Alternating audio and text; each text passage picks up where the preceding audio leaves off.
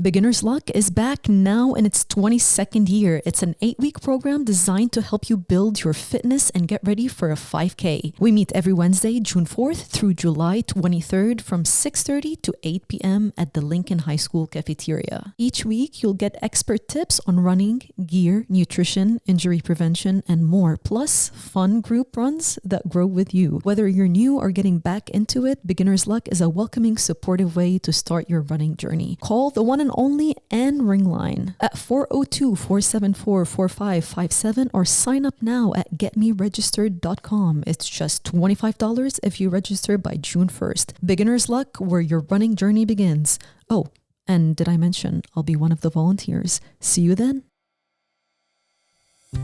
This season is dedicated to my family and my home country, Lebanon, a part of me that now feels too distant to reach. I lived there for 14 years, creating some of my best memories. I had the sweetest family, the most amazing friends, not to mention the warmth of my neighbors, the delicious food, the perfect weather, and of course, the beach. I gave all of that up, believing my life would begin once I left. It wasn't until much later that I realized it was actually when it ended.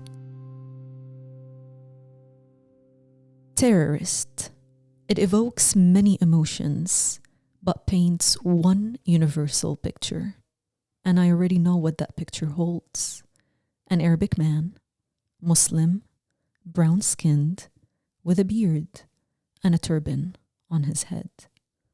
You call me a terrorist because I'm from the Middle East. You ask if I have a bum belt underneath. As you laugh, my eyes go wide. Why would you ask that? You ask me why I work at a Christian store if I'm Muslim.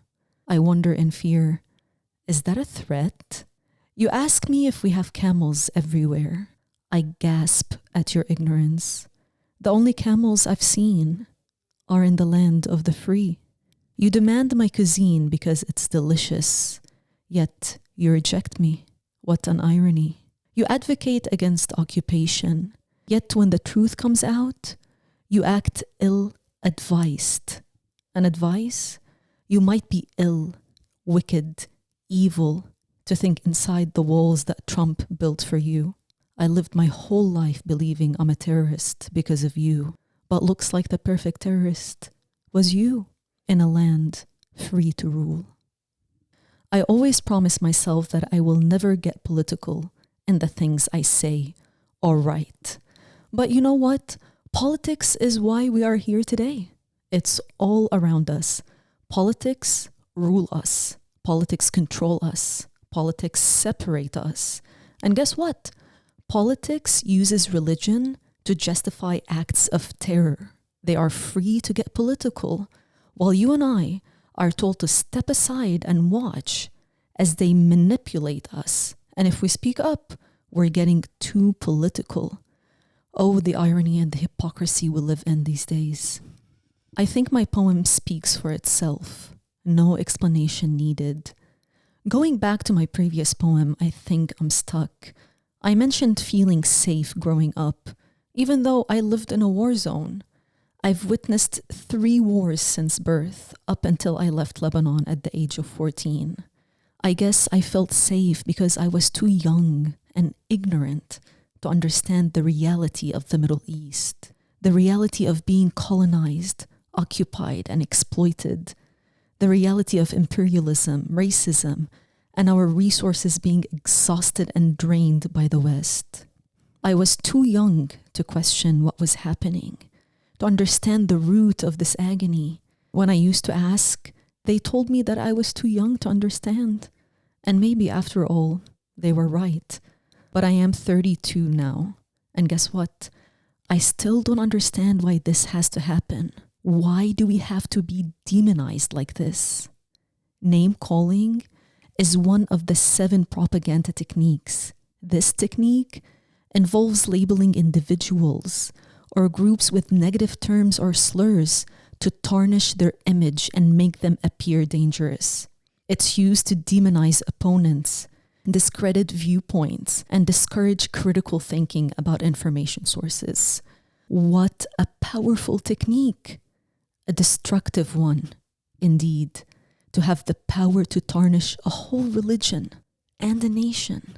Are you willing to drop the stereotypes and question the reality you live in? Are you ready to see the truth?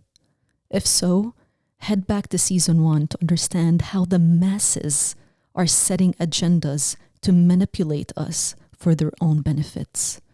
Politics has never been about serving us. It's always been, and always will be, about serving themselves.